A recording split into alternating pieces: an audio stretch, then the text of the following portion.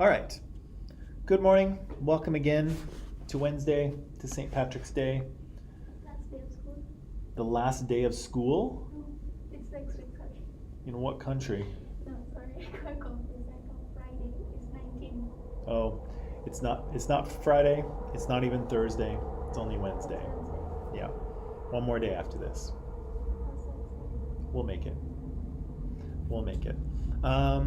Let's see who's here. Michelle is here. Good morning, Michelle. Adil's here. Good morning, Adil. Hadil is here. Good morning, Hadil.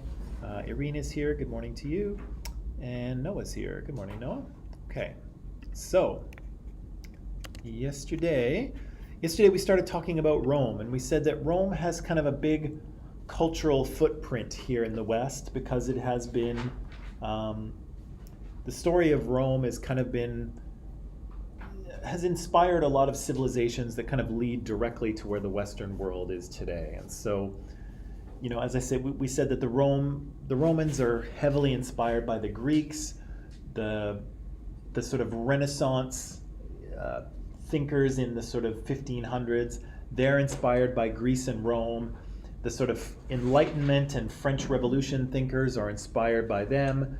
And of course, Western sort of democracy, liberal democracies and countries kind of come out of the Enlightenment and the French Revolution. And so there is this kind of direct through line from Greece to Rome all the way to the world, the Western world today. And so it's definitely worth paying attention to these, if you care about the Western world. If you don't, then don't pay attention. But if you do, it's an important society to understand. And, there might be some lessons to be learned here for the modern world as well. We said that the history of Rome is usually broken into kind of three pieces. It's a monarchy for a little while with some Etruscan kings. They form a republic, a res publica, a public thing, which is kind of a representative democracy, if you will. It's not the same kind of democracy that Athens has, but it's something that's it would be more familiar to a modern state, what the republic is. But then the republic will kind of crumble and it will revert into sort of an empire with one person in control. But we'll see how that happens a little bit later. There's all these different periods I mentioned, and we'll have a look at some of them. We won't really look too deeply into all of them. There's some periods that are kind of more important than others, and so we'll pay different amounts of attention to them. It doesn't seem to work. I wonder why. Right. And so we said that ancient Rome starts out as kind of nothing, right? It's a tiny little village. It's kind of under the control of the Etruscans, who are the sort of major power in the area. Some of that I said already, so I'm just going to skip ahead. There's some other cultures in that part of the world as well, and you can see some of the names of those. But again, the Etruscans are kind of the major power, and to some extent the Greeks as well. But this is kind of outside of the Greeks. Their main kind of powerful areas kind of in Greece and in the Aegean. This is kind of over in Italy a little bit to the west, but the Greeks do have colonies in South Italy at this time. And so, but the Romans here are these Latin groups, which you kind of see in the middle part of Italy. Again, Rome is a tiny little town that nobody really cares about. The big centers are the Etruscan cities here, which you can see some of them mapped out.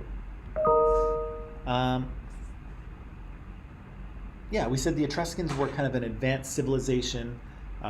This is an Etruscan bronze. I showed you this yesterday.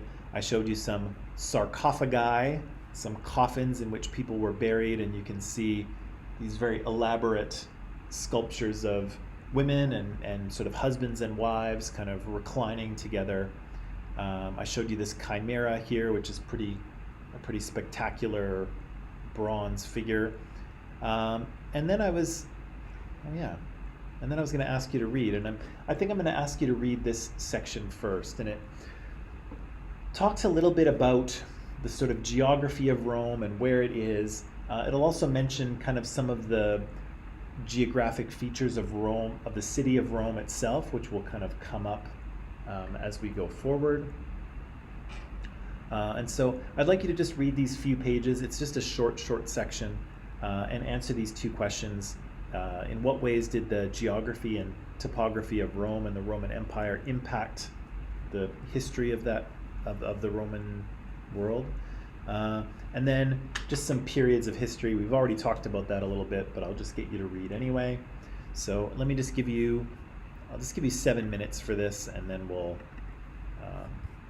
talk about these, okay? So just a quick little read from the textbook, then we'll discuss.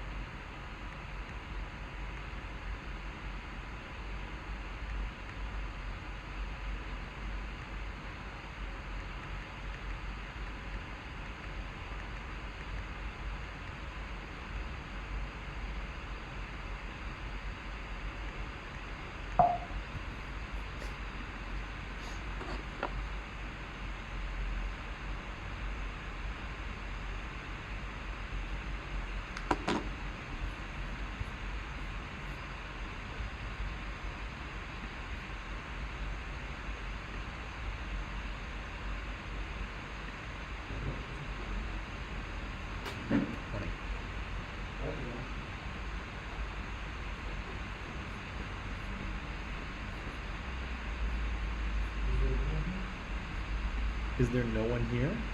No, there's now 4 people here. No one. Ivan is here. Amanpreet is here. Mulder is here. No one.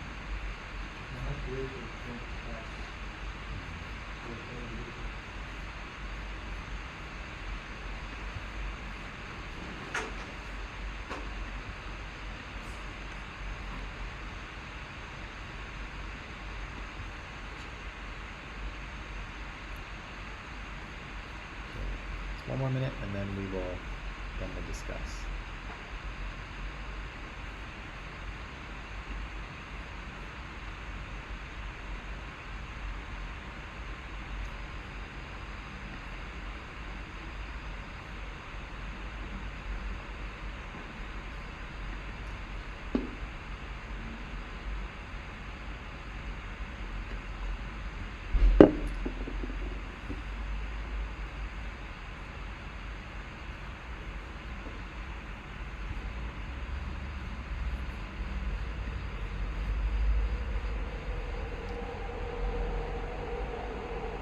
Okay, so let's talk geography and let's talk topography.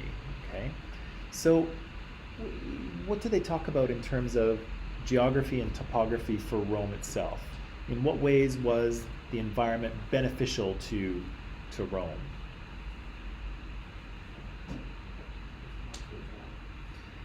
Yes, why?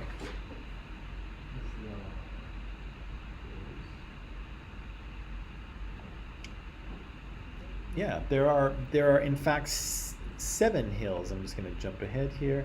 Yeah, whoops. No, I went too far. Where's my? That's what I wanted.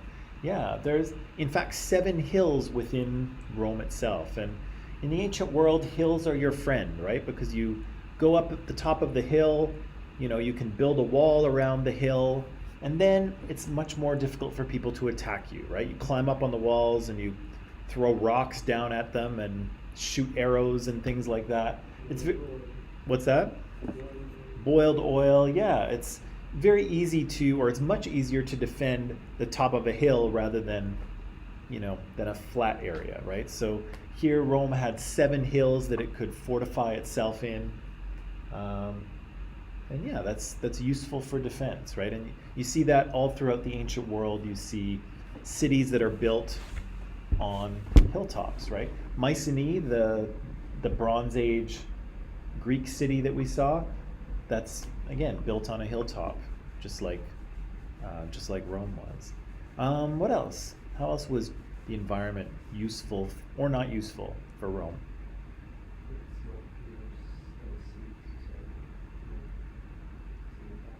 Yeah, it's kind of safe from naval attacks. It's a long way, not a long way, but it's far enough away from the sea that you can't have a bunch of ships landing on your shores and attacking your city, right? They'll have to march over land. That's useful. What else? I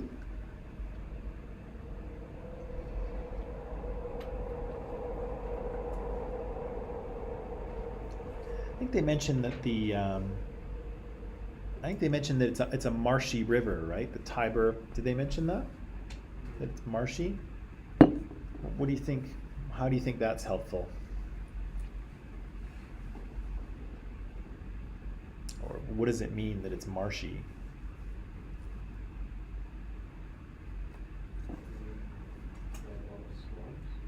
Yeah, it's kind of, if you imagine the bank of the river, it's not kind of solid that you just kind of step out of your boat onto the land. It's more like it's muddy and there's reeds and it's kind of swampy toward the shore of the river, right? So again, if you live in Rome, it's no problem. You can build like a dock or something and you can tie up your boat at the dock. But if you're trying to invade, this is going to be a problem, right? Because you've got to land your boats and then you've got to trudge through the mud and the reeds to get to the shore. And of course, if the Romans see you, they'll start shooting at you. And so it's not very useful, right? You can't get the element of surprise because it's going to take you a while to land your boats and,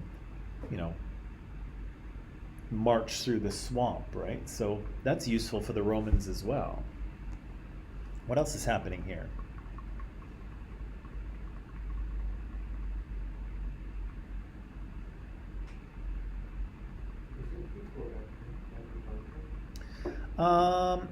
I think the area around Rome was. I don't know that they don't mention it really, do they? No, not unless you're growing rice. But so the river bank itself wouldn't have been, but I think there's a lot of good agricultural land in that part of Italy. Um, Again, not necessarily next to, a great river. So again, it's this is a different kind of civilization as well, right?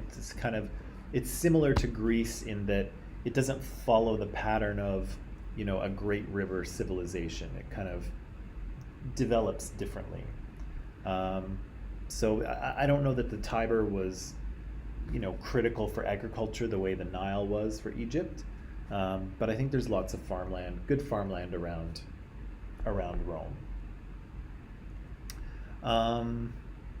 What else?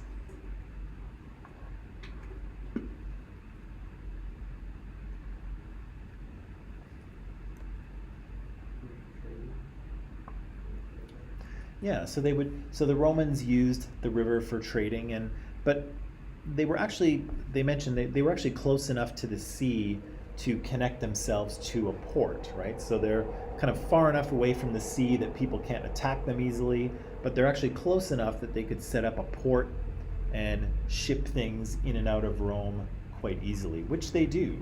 A little bit later in their history, they'll be importing massive amounts of grain to feed the Roman citizens, and so that's going to come in handy for them. What about the location of Rome itself within the sort of empire that they build?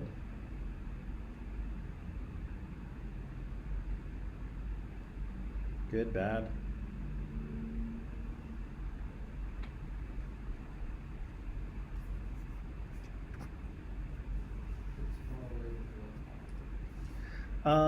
A little bit later on, it winds up being that way, right? So when Rome kind of first starts out, they conquer all of what's now Italy, and it's perfect, right? Because Rome is kind of right in the center of that, and it's easy to control, right? But as that empire continues to grow, as they conquer more and more territory, the capital is further away from the sort of edges of the empire, right? And so think about it a little bit later in Roman history. If you're in Rome and you want to issue orders to people in, oh gosh, I don't know, what's that city there? Is it Magnesia over in Asia Minor there? If you're going to issue orders to someone in Magnesia, how long do you think it's going to take someone to get there? Because again, the only way to issue the orders is actually to send a letter or to go there yourself, right? How long do you think it's going to take to get there?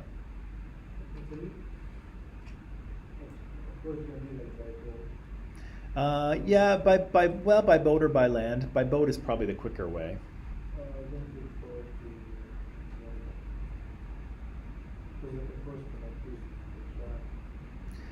Yeah, it's going to take a while.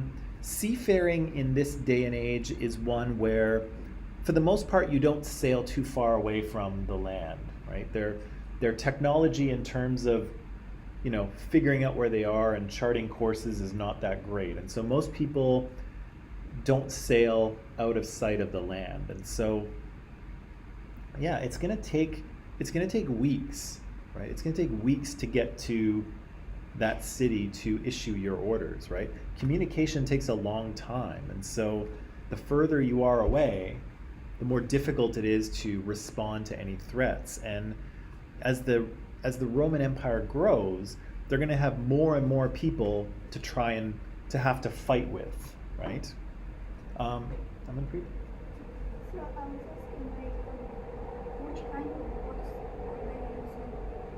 Did they build a specific boats or is local boats? No, they had. Well, did they build specific boats? What do you mean?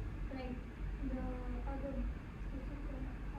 Athenians who had their unique boats, Oh yeah. did they also have the same? The Romans, we'll probably get to this a little bit later, but the Romans actually don't have a navy until they start fighting with the Carthaginians. And Carthage, you can see, is right here on the tip of North Africa. It's Tunisia now, is what the country is. But at the time, it was the Carthaginian Empire with Carthage as its capital. And so the Romans get into a conflict with Carthage 3 times, actually.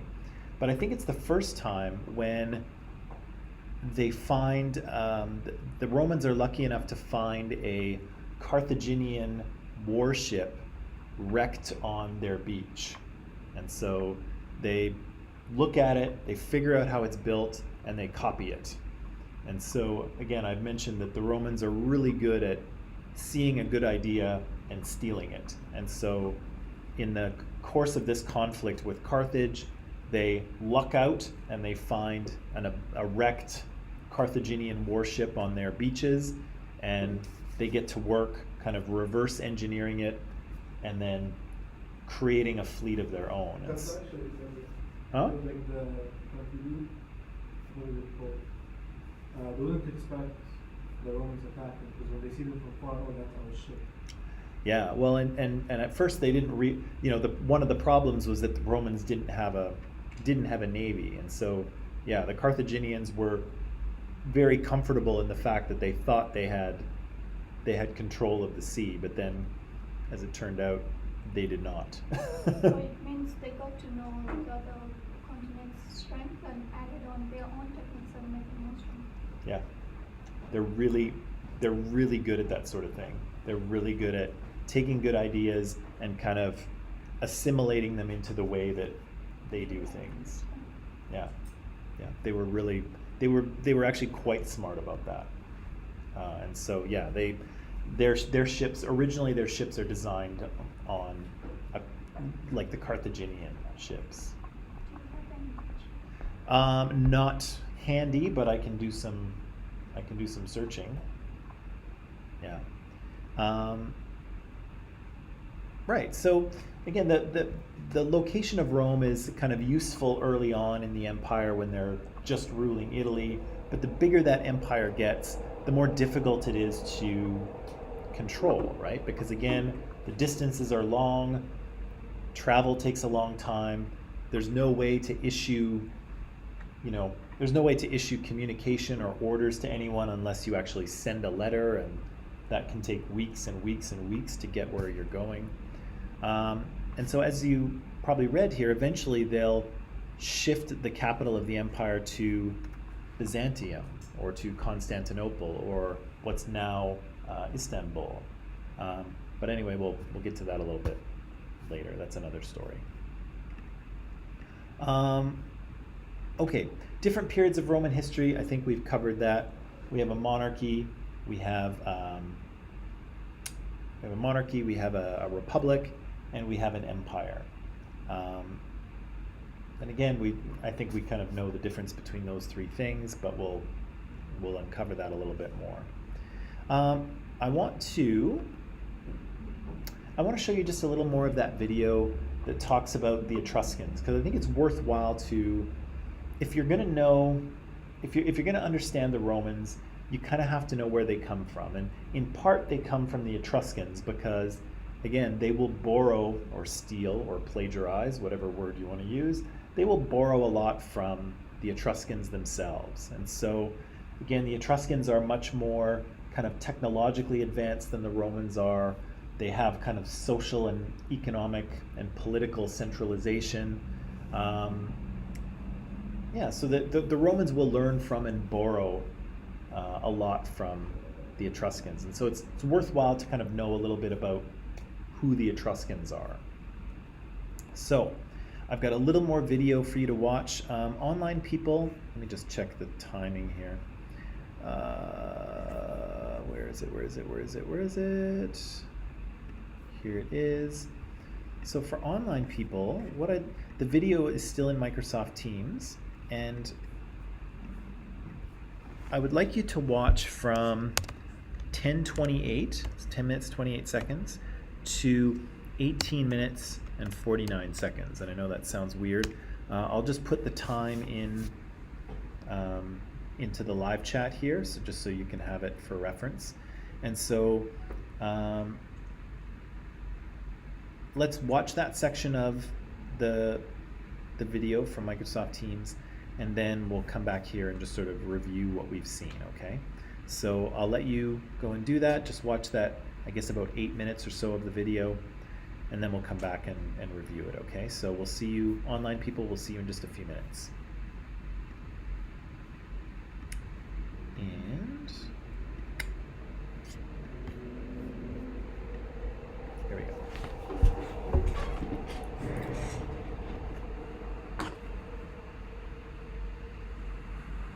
When the Mediterranean sailors of ancient Greece and Egypt looked west toward Italy, they stared into a great unknown. It was 800 years before the birth of Christ, and Rome still didn't exist. But stories were told of mysterious peoples with strange, exotic customs and untold riches. The tales were irresistible.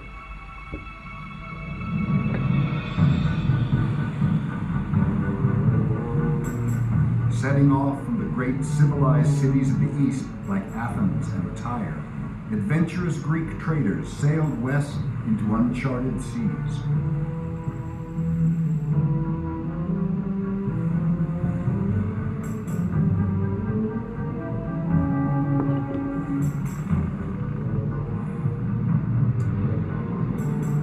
Navigating by the stars, without instruments, they began to explore a remote and little-known peninsula of the western Mediterranean. They called it Hesperia, the land of the evening sun. Well, in the 8th century BC, time of westward expansion, Phoenicians going west, Greeks going west, founding colonies. When the Greeks sailed into Italy, they found something they didn't expect, an advanced civilization already there. Here in the hills of Tuscany, there were already walled cities. There were kings and high priests. There were skillful craftsmen who created a tender and sensuous art like no other in the Mediterranean. And there were traders ready to barter the finest gold and ironwork the ancient world had ever seen.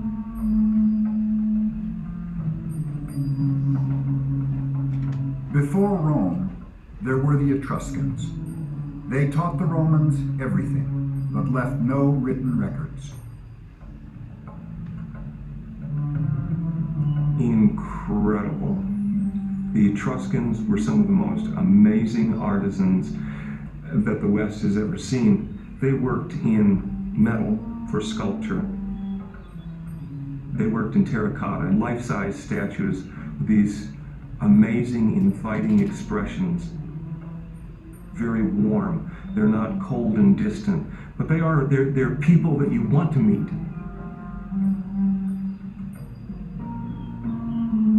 The Etruscans lived in the fertile hills of Tuscany, but their real wealth lay underground, the richest deposits of iron ore, copper, and tin in the central Mediterranean.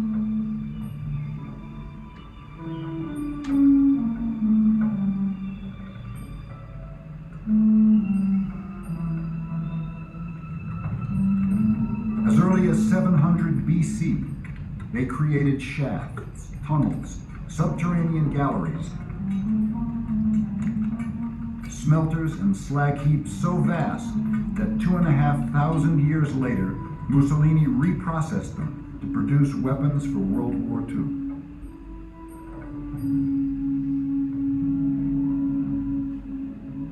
Etruscans traded their metalwork as far afield as Syria, Portugal, and even Sweden. But above all, the Etruscans were famous for their open displays of affection between men and women. It shocked the ancient world. The Greeks, who knew the Etruscans from very early on, before Rome was anything, before Rome was,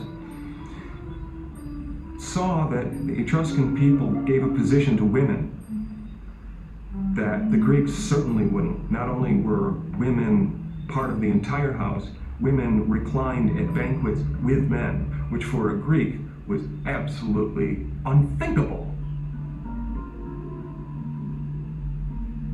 It is no shame for the Etruscans to be seen having sexual experiences, for this too is normal there. It seems to be the local custom.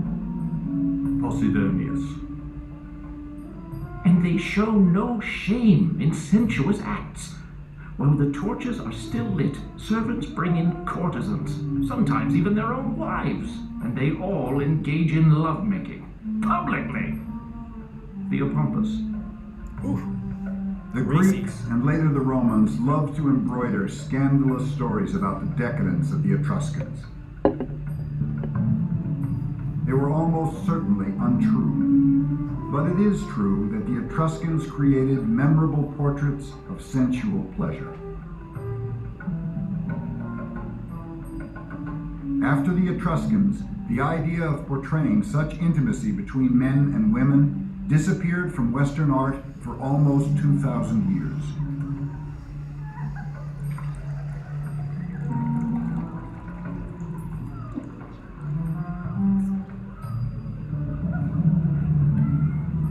The change began with the Romans, who grew up in their shadow.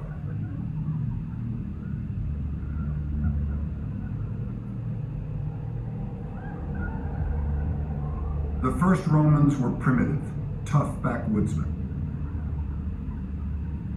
They resented the Etruscans, but had everything to learn from them, including the darker sides of civilization. Like all ancient people, the Etruscans were rigidly divided by class. Brutal rituals enforced the power and prestige of the nobility. Etruscans staged games at the funerals of important men. The losers were killed. Their blood celebrated the prestige of the dead man and was an offering to his spirit.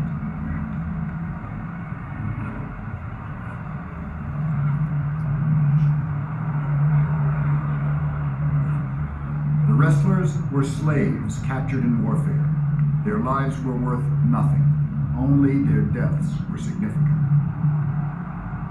The practice of human sacrifice was common in the ancient world. The Etruscans were no exception. The blood of slaves and captives watered the ground at state rituals throughout the Mediterranean.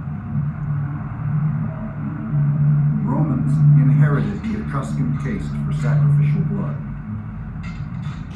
Gladiatorial combat was the Roman equivalent of these gory celebrations of power.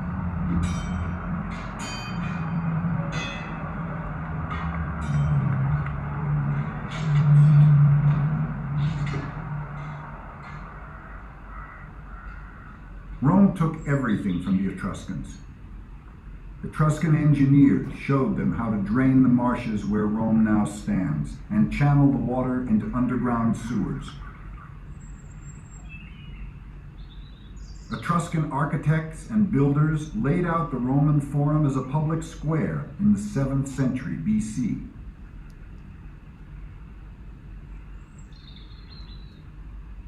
Though Romans owed everything to the Etruscans, they would one day turn on them, crush their beautiful cities, and defame their memory. It would be the first step on Rome's path to empire.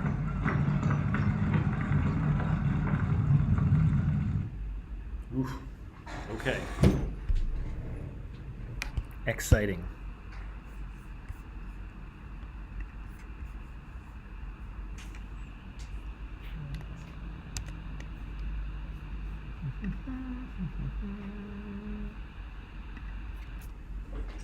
Okay, so again, a little primer about the Etruscans, right? Again, advanced civilization, a little bit about how kind of romantically and maybe sexually open they were, although our narrator mentions that, you know, some of those stories were probably embellished a bit by the Greeks, who seem to have been a little more conservative in that regard than the Etruscans were, right? But we also see, again, they mention this darker side, right? This sort of custom of having slaves fight to the death at the funeral of prominent Etruscans, right? And so this is kind of they're suggesting this is the basis of these gladiator combats that we see happening later in Roman Republic and Roman Empire. But we see kind of the seeds of that are planted here with the Etruscans hundreds of years before.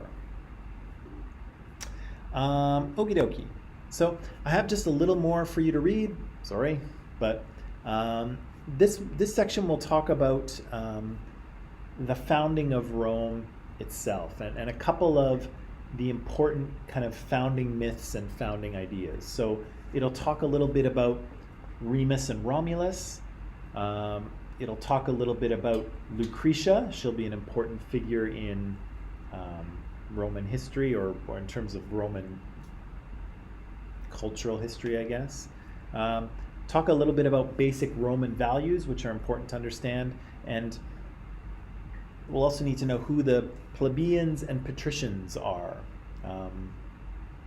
Yeah, because that will be important as well. So I'll turn you loose on that. I'll let you read that and answer those questions. Then we'll talk about it. Then we'll have a bit of a break, okay? All right, let's do it.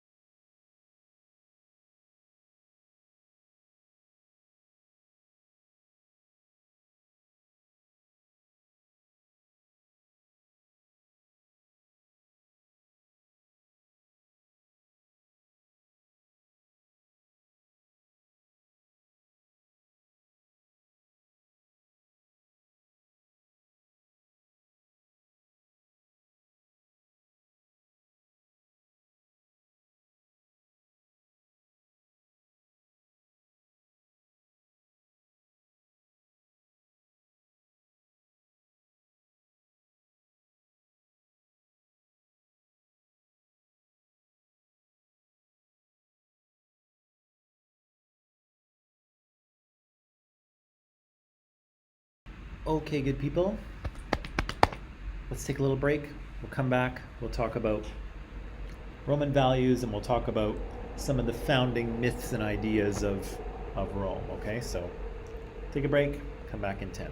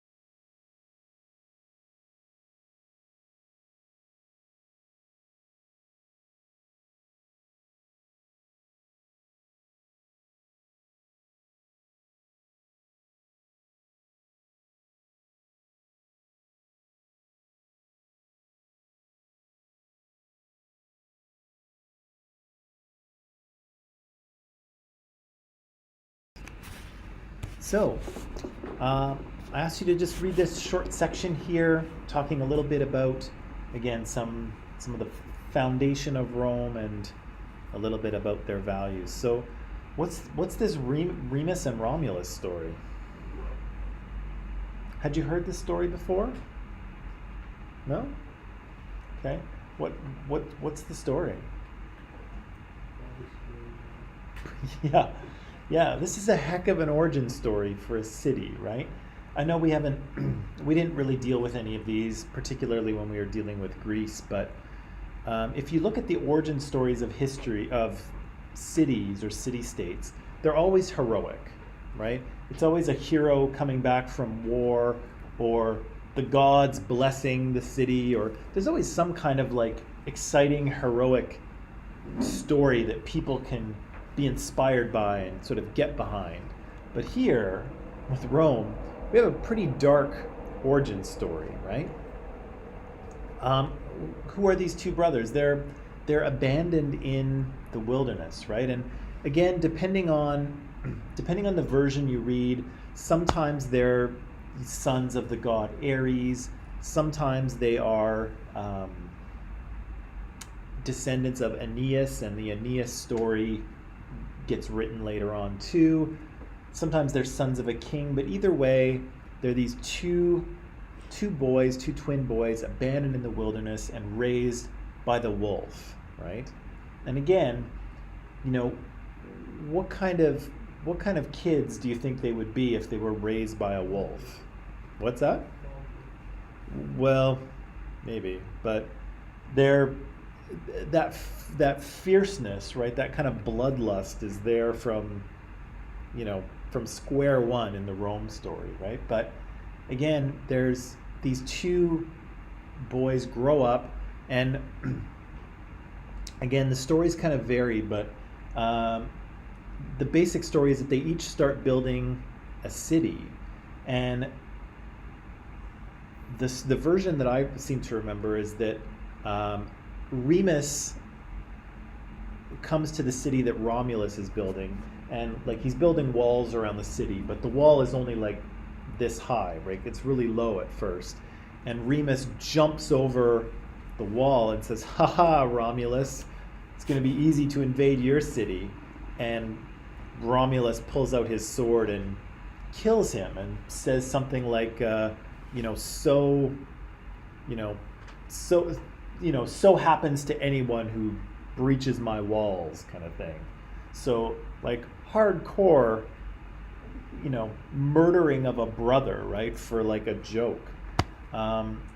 So yeah, as they say in the textbook, it's a pretty weird origin story, right? It's a brother murdering another brother, and again, they say in the textbook, it's the idea that Rome comes first, right? The defense of Rome comes before all else, even before your family, right? If you have to murder your own brother to protect Rome, then you will murder your own brother, because Rome comes before all, right? So that's there from the very kind of beginning of Rome. And again, it's a brutal story. It's pretty screwed up, even for ancient, even for the origin stories of ancient cities where, there's gods throwing dragon teeth in the ground and they sprout up as humans. Even for the ancient world, this is a weird one. What's the story of Lucretia? Yeah, so give me a little bit more than that.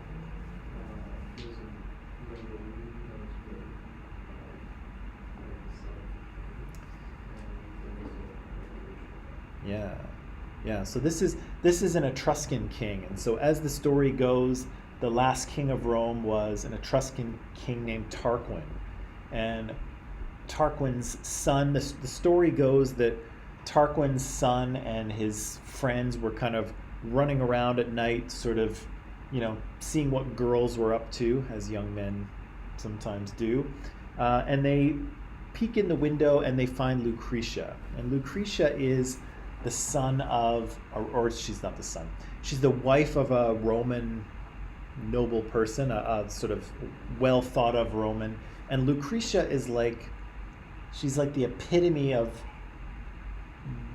Roman womanliness, right? And so she's very beautiful, but she's also very graceful and respectful. And here on a Friday night or a Saturday night when all the Etruscan girls are running around partying, Lucretia is at home weaving, right? So she's very like respectful and chaste and pure and, moral. She's like the epitome of what it means to be a good Roman woman. And as you see in the story, she's raped by the son of the king, right? And so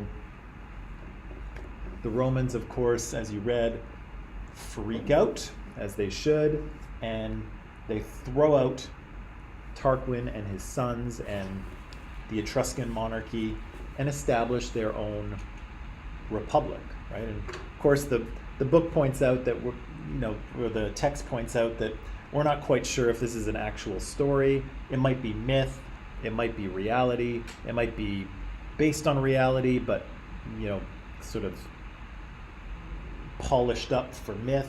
We're not really sure what is going on, but the story itself was thought by the Romans to be true, as was the Remus and Romulus story, even though it seems difficult to believe.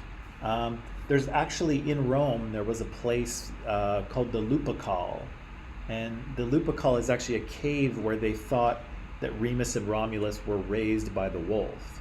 And so, this seems like a fantastic story, but it also seems like the Romans believed that that was true. It's not just a myth, it was a historical fact. And so I assume that the rape of Lucretia here, we're not really sure whether it actually happened, but the Romans probably thought that it did, and that's the important thing, right, is whether they believed it or not. I guess we also hear, I didn't ask a question about this, we also heard the story of the rape or the abduction of the Sabine women, right? So the idea that when Rome was founded, it was a city full of men. There were no women in Rome, and they needed women. And so they invited the Sabines over for a bit of a party, and then when the Sabines showed up, they abducted all of their women and drove the Sabine men out of the city, and then married the women. And so, again, you have a pretty dark origin story for this city, right? You've got twin brothers raised by wolves, and then one murders the other, and then in order to get some women into their city, they basically abduct and rape them, and then you've got the rape of Lucretia here, and it's pretty gritty stuff, right? It's a pretty interesting origin for this city.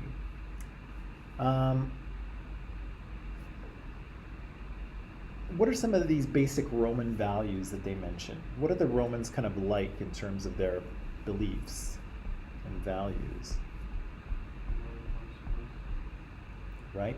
We know that Rome comes first, definitely from the Remus and Romulus story, but that thread will persist throughout the Republic, right? The idea that Rome comes before all else. What else? What about power?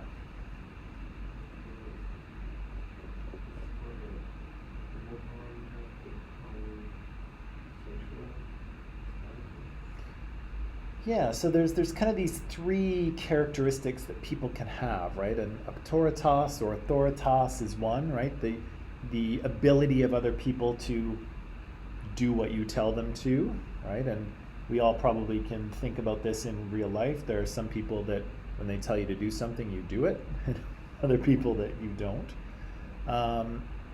What are the other two? Mm-hmm. Which is being serious. What's the word, though? Let me see. Sure you do. Yeah, so auctoritas or authoritas is power or authority. And then there's seriousness, gravitas. We still use that word actually, and it means the same thing, right? People who have gravitas are people who have like weight, seriousness, right? People, I'm trying to think of someone who has gravitas.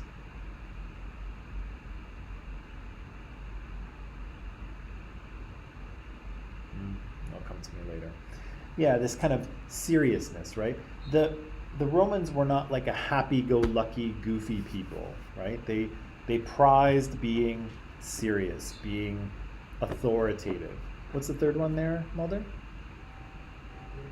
Dignitas, right? Which is dignity, right? So, and this has to do with how in control you are of your behavior, right? The Romans aren't about, fun and, being spontaneous and lots of emotion and expression and waving their hands in the air.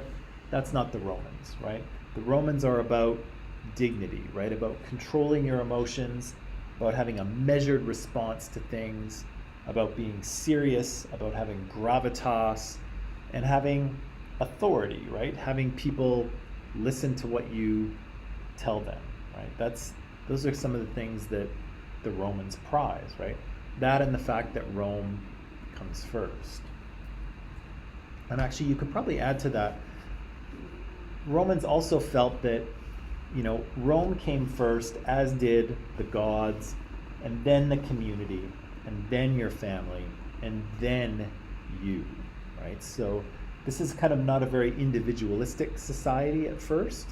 It's not like a you do you kind of situation. It's more you do what's best for Rome, you honor the gods, you take care of your community, you take care of your family, and then you do what you want.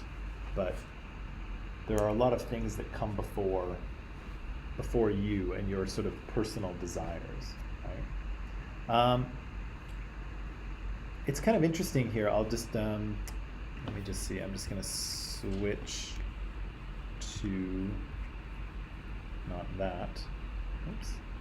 But this. You can see here this portrait of. Whoa. See this portrait of. There's lots of Roman busts like this, and they, as you can see here, this is potentially this Cato the Elder, a Roman senator, but it's really interesting to look at this face, right? Because, if you look at the Greek statues, the Greeks are kind of sculpting people in terms of their idea of perfection, right? This is the perfect person, right? People who have nice faces and good physiques and epic beards and things like that. But the Romans weren't really interested in trying to show people as perfect or idealized. The Romans were interested in trying to show people as how they were, right? Realistically. And in fact, even maybe hyper-realistically. So here, if you look at Cato, if this is in fact Cato, he's pretty wrinkled, right? He's got all kinds of wrinkles. He's got scars on his face in some places. And the idea here is not look how beautiful Cato is, or look how perfect he is, because he's clearly neither of those things. But look how much he's given to his city, right? Look how much care and worry and work, look what it's done to him, right? As a Roman senator serving Rome, look at what it's done to him. It's made him wrinkled and weathered and scarred, right? So the Romans have kind of a different idea of presenting themselves to the world. It's not about beauty or idealness or being perfect. It's about look how much you've given to Rome, that you're now kind of all wrinkled and scarred and worn out, if you will. He looks like an old catcher's mitt. But yeah, so there's this real kind of idea of service to Rome, right? And again, you even see it in the artwork. And there's lots of busts like that. There's lots of faces of Roman politicians, And again, they're all kind of like that. They're very realistic. They're, to the point where I think we mentioned when, when we were looking at the sculptures of the Egyptian pharaohs, and I said, would you like recognize that guy on the street? And it was like, no, because it was so kind of, the features of the face were so smoothed over that they almost didn't look like really anybody, right? They were very idealized. But would you recognize that guy in the street? Yeah, that's a very realistic portrait of this guy, right? And so, again, the Romans were kind of not interested in beauty or idealism in their sculpture. They were interested in showing how hard these guys had worked for the Republic. So I'm not so sure, but did the Romans also use humans to make the sculptures? It's possible. I don't know about the bronze ones. Like for the stone ones, you can't really do that, right? So if you make a stone sculpture, you have to just. So that one which you raised, it was made out. This is that's a marble statue. Yeah. So you've got to actually do your artwork. You have to know how to sculpt. So a person, when they made that sculpture, was still alive and looked at me. Probably was, yeah. And these would be, if this is Cato, it was probably commissioned by him. So he would have paid for a sculptor to sculpt his face, and it probably would have been. Probably they draw first. What's that? They draw first. Yeah, definitely. But it would be sculpted, and it would probably be kept in the home of Cato's family, right? Because when you would invite people over to your house, if you were a prominent Roman, you could point to these and say, "Look at my ancestors," right? My father was a senator, and his father was a senator, and his father was a consul, and you'd have this kind of family history, and you'd be able to see the faces of these people in your home, right? Because again, the ancestors are an important part of the ancient world, but also the Roman world. So, huh? One mistake and it's over. Yeah, you gotta be good, right? But they're good, right? But when you make a sculpture on stone, it takes time to make a curve. So does it really make a mistake? Well, it would have, it probably would have taken some time to do this for sure. They have those manual things which rarely make mistakes, is it? Well, you would go carefully, right? You would carve, a rough shape, and then you would start working away. Yeah, it would take time. It's not easy to do, right? It's a. How many days can you take on this? I honestly have no idea. It's a big one. Not many people. I would suggest that not many people in the modern world can sculpt this way, right? They can do the machine. Yeah, but we often, I think we often sculpt in more often in like clay than marble, right? Because again, marble, you make a mistake in marble, that's it, right? So yeah, I don't know that many people can sculpt with the realism that these guys could. Does Vancouver or Canada and Greece have any stone sculptures? Yeah, we do. A lot of them tend to be bronze, because bronze is a lot easier to work with, right? Because you sculpt it in clay first, and then you make a mold, and then you pour the bronze into the mold. So the bronze statues are much more easy to make because they're forgiving, right? If you're sculpting in clay and you make a mistake, you just add a little more clay, or you scrape it off, or whatever, and you can adjust, right? With marble, you can't. You get one shot, and if you blow it, then you start over again. So again, I don't really know, but I suspect not many people can sculpt like this anymore. It's a skill, and I don't think many people do it. Plebeians and patricians, what are they? Yeah. So the which one is which, by the way?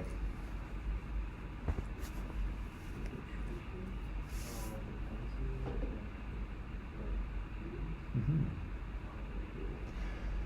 Yeah, the patricians are the descendants of the original 100 Roman senators, right? So they're kind of the upper class. They're the noble families or the aristocratic families. And basically, everyone else is a plebeian. At one time, you could tell because the plebeians or the patricians, sorry, would wear red shoes. Believe it or not, red shoes marked you as a patrician. The other thing I'll show you really quickly here, let me just see what slide number it is, because they talk a little bit about, here,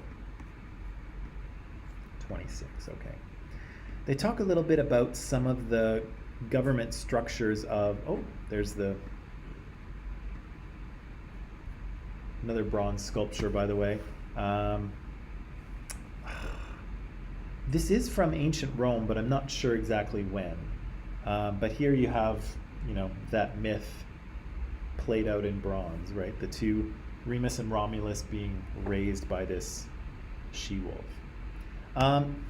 This is kind of what the structure of the Roman Republic is going to look like. And so, again, the Romans will throw out their Etruscan king, they'll throw out Tarquin. It'll actually take a while for them to get rid of the Etruscans permanently because, of course, they'll kick out the Etruscan king and the Etruscans will try to take Rome back. And so there's about 100 years of fighting until the Romans finally kick them out. But this is kind of how the Republic operates. And it's worth paying attention to this because it will be important a little bit later on when we get to the Empire. Rome starts off with a Senate, and the Senate, as you can see, is it's actually established by an Etruscan king called Servius Tullius. And so this Etruscan king creates a Senate so that the Romans can have a little bit of a say in how their city is governed, right? So they still have an Etruscan king, but the Etruscan king says, okay, I'm going to create a Senate, and then Romans will have a little bit of input into how the city is run. So Rome has kind of a Senate from, even from Etruscan times, but the rest will come later. Once they kick out their king, they need a head of the government, and they come up with consuls, and there's two of them, okay? And there's always two because after kicking out the king, Romans are always going to be suspicious of one person taking power. And so they create a system where technically there's two kings, there's two consuls. The consuls are always elected and they always have to agree with each other. So one can't do something that the other one disagrees with, right? One can veto, we'll talk about that in a few minutes, one can veto the other one. And so there'll always be two consuls basically all the way through Roman Republic and even after. There's a bunch of magistrates, and so these are kind of government officials that you need. Sometimes you need judges, sometimes you need people who collect taxes, sometimes you need people who will do the census, so who will count people. Sometimes you need a dictator. Dictators actually come from Rome, but in ancient Rome, dictators would be appointed by the Senate if the city was under threat, right? So if you had somebody trying to invade the city of Rome, the Romans could appoint a dictator, and the dictator would have full power in the city to do whatever he needed to do to preserve Rome, right? And then once the threat was over, he gives up his dictatorial powers and the Republic kind of resumes business as it normally does. And so the office of dictator is a magistrate, and people would be appointed if there was an emergency, if there was a threat and you needed somebody to make fast decisions, then you would appoint a dictator. There's lots of other ones too. There's praetors, there's curules, who I forget what they do, aediles, quaestors. There's all kinds of different government positions that you can get. there's also kind of a general assembly here. And the General Assembly passes Roman laws. They're made up of patricians and plebeians. But in the assembly here, even though they vote on things, they don't vote. One person does not equal one vote. So the patrician votes are worth more than the plebeian votes in the assembly. So again, it's not perfectly even. The patricians have more power in the assembly. And that's why they create this position of tribune over here. So tribunes can only be plebeians, okay? And their special power is that of veto, okay? And veto is, have you heard that word before? You haven't? Nobody said, I'm vetoing this? No? Okay. Veto is a Latin word, and it means I forbid, okay? So the tribunes have the power to stop things from happening. So if the patricians say, you know what, we're going to institute a new tax only on plebeians, they're going to have to pay 10% more for everything next year, right? That seems unfair to the plebeians. And so even if the patricians try to pass it, the tribunes can stand up and say, we veto, right? So the tribunes can't make things happen, but they can stop things from happening. And so here the tribunes can do just exactly that. If there's a law that's being passed that's going to unfairly disadvantage the plebeians, the regular residents of Rome, the tribunes can stand up and say, we veto, I forbid, and they can stop it from happening. Yeah, that's kind of more or less how it works. What else should we add in here? Oh, maybe nothing. Let me just back up a little bit. Right. The hills, the Etruscans, the video. Right. So I'll just mention two more figures that the book doesn't mention that we should probably know about. One I've already mentioned here, Servius Tullius. He's an earlier Etruscan king, so he comes before Tarquin, and he lays the foundation for the Roman Republic in some of the reforms he creates. And number one, he organizes Romans into social and economic classes, and based on that, he establishes taxes and military service and the sort of rights and responsibilities that you have. And so depending on what level of Roman society you belong to, you have different tax rates, you have different expectations for military service, and you have different rights, you have different abilities. And this doesn't seem like a big deal, but it is the basis for Rome's organization going forward, okay? And so this is kind of an important step for Rome, because Rome starts out much more organized than your average small town or small village. And it does that because of Servius Tullius. Servius Tullius also creates the Senate. And again, the Senate is going to be an important part of Rome going forward. In fact, when the Romans march off to battle, maybe you've seen this in movies, but they have a banner and it says SPQR. And so that means Senatus Populus que Romana, the Senate and the people of Rome. And so the Senate is kind of the earliest piece of the Roman Republic, and it exists because of the Etruscans, because an Etruscan king creates it. Right, so there's Lucretia. Oh, right. I forgot one extra detail of the Lucretia story. After Lucretia is raped, she commits suicide. So she tells her husband that she has been raped, and she is, distraught because she has had this horrible thing happen to her, and she's kind of like impure in a way. And so she commits suicide, but makes sure that her husband promises to avenge her. And so her husband and another Roman sort of carry out this avenging, and they kick the Tarquins out of Rome. And the other guy is this guy, Lucius Junius Brutus.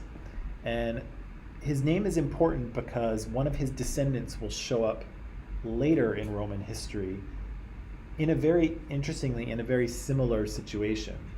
Do you know which situation I'm referring to? Oh, good. Okay, I won't spoil it then. But I'll just say, remember that name, Brutus, because Brutus will show up. Lucius Junius Brutus's descendant, generations later, will show up again. Okay. Right. So the Romans create a republic, a res publica, a thing that the public does, and I'm just going to mention this guy here. No, oh yeah, this guy, Lucius Quinctius, I think, Quinctius Cincinnatus. Okay, so Cincinnatus here, just like Lucretia is kind of like the perfect Roman woman, if you will. Cincinnatus here is kind of like the perfect Roman general. And he is so because he gets appointed dictator, just like we talked about. And so the Romans are under threat from barbarians or from the Etruscans or some other group. And Cincinnatus here is appointed dictator. And so what he does is the Romans appoint him dictator. He puts down, he's a farmer. He's on his farm, farming as one does. He puts down his farming tools, picks up his sword and shield, and goes off to lead Rome's armies and defend it.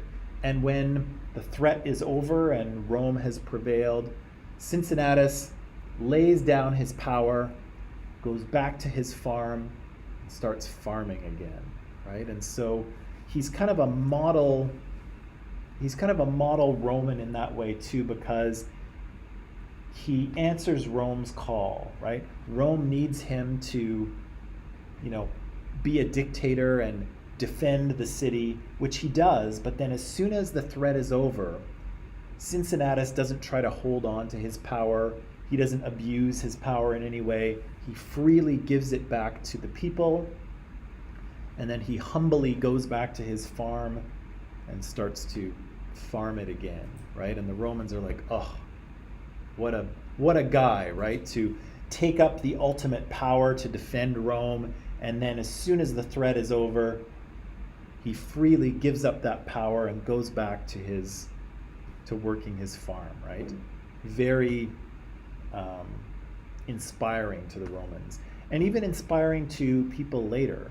And in fact, the city of Cincinnati, if you've ever heard of it in the US, Cincinnati, Ohio, is named after Cincinnatus. And George Washington, the first president of the United States, did a similar thing.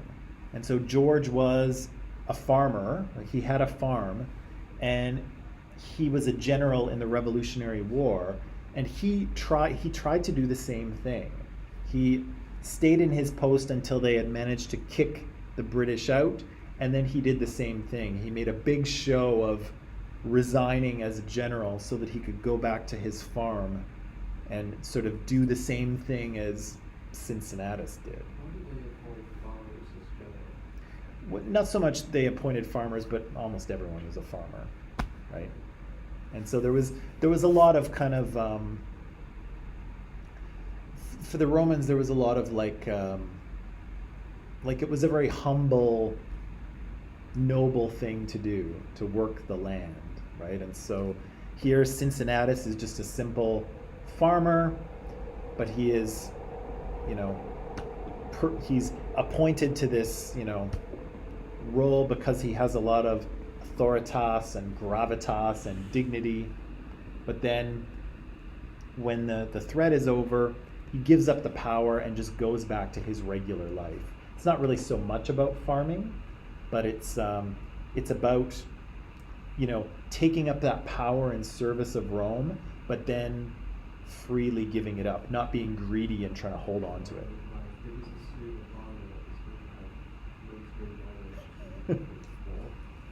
It was a simpler time, what can I tell you? It was a simpler time. But again, Cincinnatus is kind of a role model for Romans, And again, even up until the American Revolution, where George Washington is also inspired by Cincinnatus and tries to do a Cincinnatus. He tries to lay down his, he resigns as general the same way that Cincinnatus did. Right? So again, these heroes are kind of inspiring in the past, but also inspiring in the more recent past. Okay, that is all the time we have. Pack it up, come back tomorrow, and we'll talk about the early republic, I believe. So, yeah, that's it. See you tomorrow.